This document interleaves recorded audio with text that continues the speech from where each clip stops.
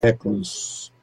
Meus queridos irmãos, voltamos para apresentar o programa Unicresce no Ar, edição 1255, ano 26, e o tema de hoje, o poder de Deus, o poder do Senhor usando os reis. O poder do Senhor convencendo os grandes líderes, os grandes monarcas. Algo maravilhoso. É muito bom aprender. É muito bom aprender a palavra do Senhor. Também, meus amados, o texto bíblico, que é Esdras, capítulo 6, versículos 14 a 22, nós vamos aqui ver como os adoradores, os verdadeiros adoradores, têm necessidade da congregação. Um verdadeiro servo de Deus não despreza a sua casa. Um verdadeiro servo de Deus não despreza a ordem, a norma, as coisas que dizem respeito ao culto ao Senhor. E é uma bênção, eu tenho a felicidade de aprender junto, de ensinar e aprender também com os meus irmãos. É um privilégio nosso, meus amados, no mundo de loucura, um mundo de ignorância, de maldade, as pessoas vivendo de uma forma absolutamente indiferente com a verdade, com as coisas de Deus. A gente ter o privilégio de aprender é uma bênção. É um benefício que nós temos do nosso Deus. Nós aprendemos uns com os outros, nós ajudamos os nossos irmãos, e isto é muito bom. Vamos proceder à leitura. Esdras, capítulo 6, versículos 14 a 22. Diz assim a palavra de Deus: E os anciãos dos judeus iam edificando e prosperando pela profecia do profeta Ageu e de Zacarias, filho de Ido, e edificaram e terminaram a obra conforme o mandado do Deus de Israel e conforme ao decreto de Ciro e Dário e de Artaxerxes, rei da Pérsia. E acabou-se esta casa no terceiro dia do mês de Ada, no 6º ano do reinado do rei Dário. E os filhos de Israel, os sacerdotes, os levitas e o restante dos filhos do cativeiro, fizeram a dedicação desta casa de Deus com alegria e ofereceram para a dedicação desta casa de Deus 100 novilhos, 200 carneiros, 400 cordeiros e 12 cabritos, por expiação do pecado de todo Israel, segundo o número das tribos de Israel. E puseram os sacerdotes nas suas turmas e os levitas nas suas divisões para o ministério de Deus em Jerusalém, conforme ao que está escrito no livro de Moisés. E os filhos do cativeiro celebraram a Páscoa no dia 14 do primeiro mês. E porque os sacerdotes e levitas se purificaram como se fosse um só homem, todos estavam limpos, e mataram o cordeiro da Páscoa para todos os filhos do cativeiro e para seus irmãos, os sacerdotes, e para si mesmos. Assim comeram a Páscoa os filhos de Israel que tinham voltado do cativeiro, com todos os que com eles se apartaram da imundície dos gentios da terra, para buscarem o Senhor Deus de Israel. E celebraram a festa dos pães ázimos por 7 dias com alegria, porque o Senhor os tinha alegrado e tinha mudado o coração do rei da Assíria a favor deles, para lhes fortalecer as mãos na obra da casa de Deus, o Deus de Israel. Bendito Deus, Pai querido, Pai santo, Senhor da glória, obrigado. Obrigado pela leitura em Tua palavra santa, Senhor. E agora fala conosco, nos dá, Senhor, a sabedoria para entender, a graça, Senhor, para receber e guardar em nossos corações. Abençoa os meus irmãos, dá graça e vitória a cada um. Abençoa os nossos ajudadores e recompensa, Senhor, cada um com a bênção dos céus, com a saúde, com o vigor, com a alegria, com o fervor. Recompensa aos meus irmãos pela tua bondade. No santo nome de Jesus Cristo, Pai, te pedimos e te agradecemos. Amém.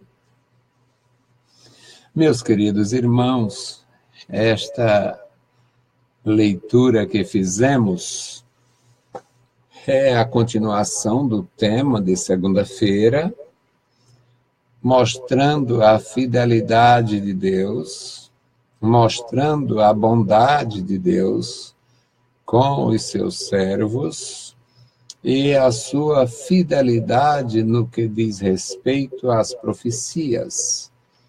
Os profetas de Deus, os profetas do vexame, eu poderia chamá-los assim, o profeta Ezequiel e o profeta Jeremias. Esses dois profetas foram os profetas que mais sofreram, porque eles prediziam o cativeiro e viveram o cativeiro, eles viram a invasão dos inimigos, eles viram a destruição de tudo em Israel, e estes homens sofreram muito.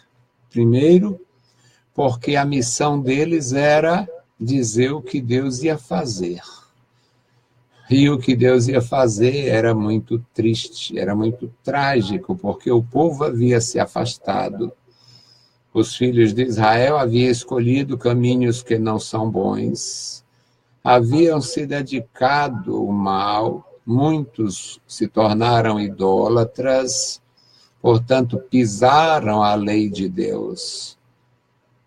E o profeta era levantado por Deus para dizer: vocês pisaram a minha palavra, eu já o recomendei, não terás outros deuses, vocês escolheram outros deuses e vão ter prejuízos por isto. Porque não existe homem forte, não existem pessoas fortes ao ponto de lutar contra Deus. Claro que muitas pessoas lutam contra Deus. Elas lutam, elas conseguem mostrar a sua indignidade, a sua ignorância, a sua maldade, a sua malignidade, e terminam desgraçadas, terminam derrotadas, elas terminam desmoralizadas, elas realmente terminam muito infelizes, porque não dá para cultivar a inimizade com Deus e se dar bem. E estes judeus daquele período, eles foram advertidos por Jeremias, foram advertidos por Ezequiel, mas, na verdade, não escaparam, porque não mudaram. E os profetas, esses dois profetas, foram os profetas da agonia, do vexame. Eles sofreram muito. O profeta Ezequiel sofreu demais, porque Deus usou o profeta Ezequiel de uma forma que ele se tornou símbolo. Deus tirou a esposa dele, proibiu que ele chorasse, para mostrar a nação de Israel como uma mulher que se perde e a gente não choraria. Eram umas coisas muito simbólicas. Deus usou esse profeta para fazer uma mudança, anunciando o cativeiro. Entre as muitas profecias, uma delas, Deus disse: olha, hoje você vai fazer o seguinte, você vai tirar os seus móveis de casa, vai botar lá na calçada, lá na frente da casa, e você vai esperar a reação dos seus vizinhos. Eles vão perguntar, tu vai para onde? Eles vão perguntar alguma coisa. E aquele profeta fez isso, tirou os móveis, ele chama de trastes, tirou suas coisas de casa, os utensílios do dia a dia, botou tudo na porta, botou lá, como quem fosse viajar para longe, se mudar. Aí perguntaram, o que é isso aqui? Ele disse, isso aqui é que Deus mandou fazer para lembrar vocês, se vocês não se converterem, vão cair fora. Mas não funcionou. Eles não ouviam a voz de Deus. Um dia, Deus usa esse mesmo profeta e diz, hoje você vai fazer o seguinte, você vai vendar os olhos, você vai profetizar hoje com a cabeça amarrada, os olhos vendados, e você vai dizer que o rei vai chegar no cativeiro cego. Meus irmãos, esses profetas sofreram demais, eles sofreram muito, porque eles eram homens de Deus, fazendo a obra de Deus no meio de uma geração perversa. Resultado, eles sofreram muito. Mas em cada profecia de juízo, em cada profecia que trazia uma exortação, também traziam a promessa. Todos esses profetas falaram da recuperação, da restauração, vai haver restauração. Esta geração da cabeça dura vai perecer, mas a seguinte geração vai reconhecer, eles vão aprender a duras penas, vão aprender sofrendo, que é terrível deixar o Senhor. E esses dois profetas, meus amados, profetizaram o fim e o recomeço. E agora, nesse texto que nós lemos, Esdras capítulo 6, versículos 14 a 22, está falando do recomeço e falando de mais dois profetas, profetas do encorajamento. No versículo 14, o primeiro do texto, diz, e os anciãos dos judeus iam edificando e prosperando pela profecia do profeta Ageu, enquanto aqueles profetas, Jeremias e Ezequiel, dizia, olha, tenha cuidado, vocês vão perecer, isto aqui vai ser destruído, vai ser arruinado.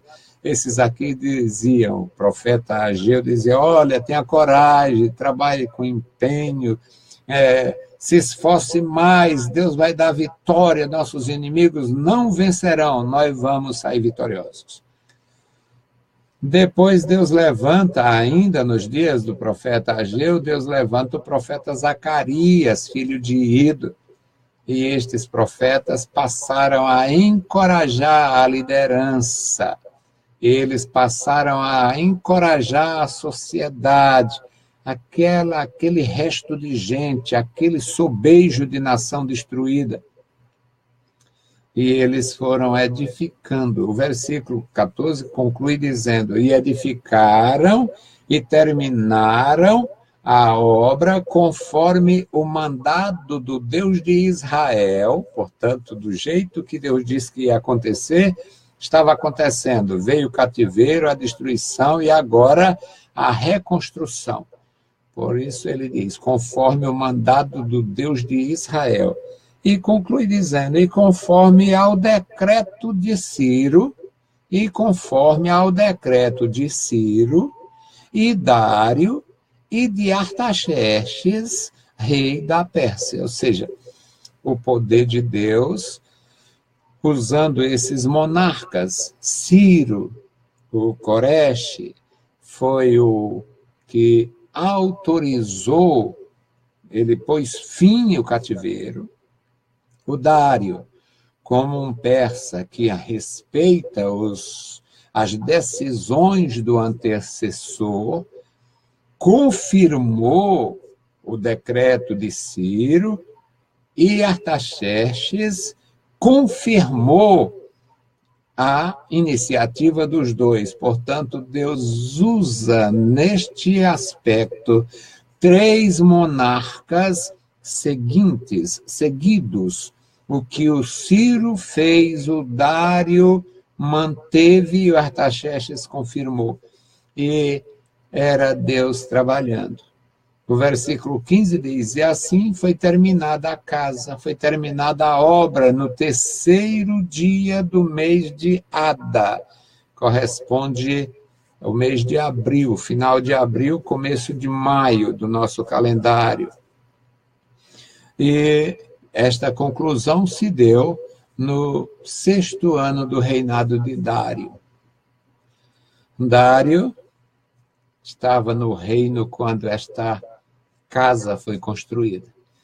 E os filhos de Israel, os sacerdotes, os levitas, o restante dos filhos do cativeiro, foi 70 anos de cativeiro. Tinha gente que nasceu quando começou, já estava com o cabelo branco, 70 anos de idade, e estava ali para fazer a Páscoa pela primeira vez, para celebrar a Páscoa ao Senhor pela primeira vez, ou seja, a palavra do Senhor se cumpriu.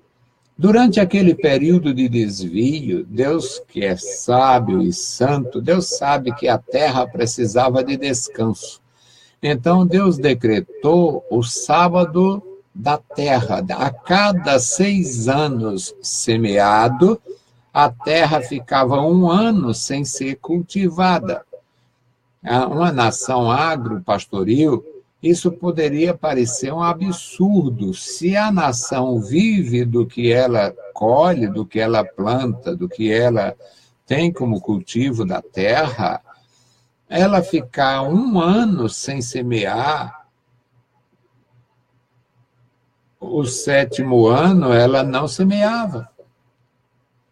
Então, a promessa de Deus era a seguinte: no 6º ano será um ano tão próspero, um ano tão farto, um inverno tão bom, com ausência total de pragas. Resultado, uma colheita extraordinariamente surpreendente, que é para suprir as necessidades do ano sabático. E eles não fizeram como Deus ordenou. Aí Deus deixou juntar e fez o cativeiro, permitiu o cativeiro acontecer, e a terra ficou sem ser semeada por muitos anos. Meus amados irmãos, nós precisamos aprender. Com Deus não se brinca, a sua verdade é absoluta, a sua palavra é santa, o seu conselho é sábio. Homens não podem mudar o que o Senhor determina. Então, a casa foi terminada e agora a festa. Os filhos de Israel, portanto, todos da nação, os sacerdotes, os levitas e o restante dos filhos do cativeiro, aqueles que nunca tinham vindo àquela terra, aqueles que nunca tinham visto uma festa da Páscoa. E a festa da Páscoa em Israel não tinha nada a ver com essa palhaçada que é feita no Ocidente. A festa, a Páscoa que coelho bota ovo e que, bom, deixa para lá. Mas isso é diabólico, essa coisa que tem por aí. Apesar de ser cristão, da maior igreja cristã, a maior nação católica do mundo, mas está aí, o abuso, a desgraça, a ilusão, a corrupção espiritual, que é pior do que as demais corrupções. Corrupção espiritual é terrível, é uma praga grande, porque as pessoas confiam naquela maldade espiritual, terminam condenadas. Então, eles fizeram a dedicação da casa com muita alegria, o versículo 16 assegura. O versículo 17 diz que eles ofereceram, para a dedicação desta casa de Deus, eles ofereceram 100 novilhos. 100 novilhos. Era para ser consumido. 100 boi de corte. 100 novilhos para alimentar o povo, a multidão, 200 carneiros, 400 cordeiros. Qual a diferença? O carneiro era animais de 5, 6, 7, 8 anos, sei lá. E os cordeiros, animais de 1 ano, 1 ano e meio, animais ainda novos. Então, os carneiros, animais velhos, animais grandes, e os cordeiros, animais menores, e 12 cabritos para expiação do pecado, 1 cabrito ou bode por cada tribo, por todos os pecados de Israel. E o versículo 18 diz: E puseram os sacerdotes nas suas turmas e os levitas nas suas divisões para o ministério de Deus em Jerusalém, conforme o que está escrito no livro de Moisés. Olha, irmãos, quando a gente anda pelo livro de Moisés, quando a gente anda pelo livro de Deus, quando a gente põe em prática o ensinamento do Senhor, tudo é diferente, tudo funciona de uma forma diferente. E eles fizeram isto. Agora nós vamos observar o que está escrito no livro de Moisés. Moisés só escreveu porque Deus ordenou, Deus só ordenou porque é importante. Se é importante, temos que fazer, precisamos fazer, devemos fazer para o nosso bem. Deus não precisa de boi, Deus não precisa de cordeiro, Deus não precisa de carneiro, Deus não precisa de cabrito, Deus não precisa de casa, Deus habita nos céus, enche os céus e a terra. Então nós devemos fazer o que está escrito no livro, porque certamente é importante para nós.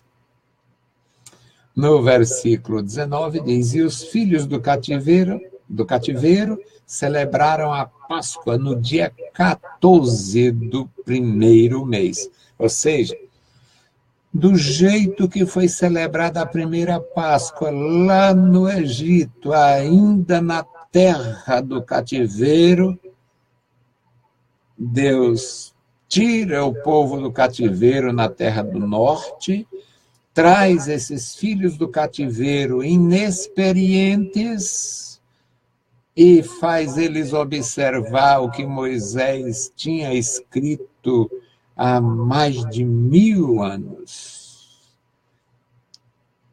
A lição prática disto, meus irmãos, a palavra de Deus não envelhece. O que está escrito é sempre novo, é sempre maravilhoso, é santo e vale a pena para vocês e para mim. Eles voltaram no tempo e fizeram da forma que Deus ordenou a Moisés. O versículo 20 diz: Porque os sacerdotes e levitas se purificaram como se fosse um só homem. Estavam todos no mesmo empenho, no mesmo propósito, no mesmo espírito de adoração. Estavam todos limpos, o versículo 20 diz, estavam todos limpos, e mataram o cordeiro da Páscoa para os filhos do cativeiro. Eles passaram a amar, a honrar, a respeitar esses filhos do cativeiro com o amor de Deus.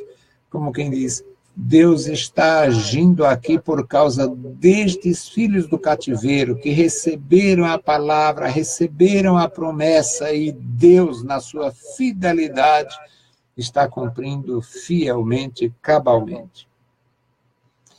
E eles fizeram isto para os filhos do cativeiro e para os seus irmãos, os sacerdotes, e para si mesmos. Não ficou ninguém fora, todos envolvidos, todos estavam envolvidos naquele clima maravilhoso de festa e restauração. O versículo 21 diz: E assim comeram a Páscoa os filhos de Israel, que tinham voltado do cativeiro, com todos os que com eles se apartaram da imundície dos gentios da terra. Aqueles que estavam na terra, que tinham visto todo tipo de desastre, tinham perdido toda a esperança. Esses agora se renovam e partem para participar, vêm participar, e o que eles fazem? Se separam das imundícies, não vai para a feira livre, não comem mais carne sufocada. Eles passam a observar a palavra de Deus e passam a buscar o Senhor com alegria.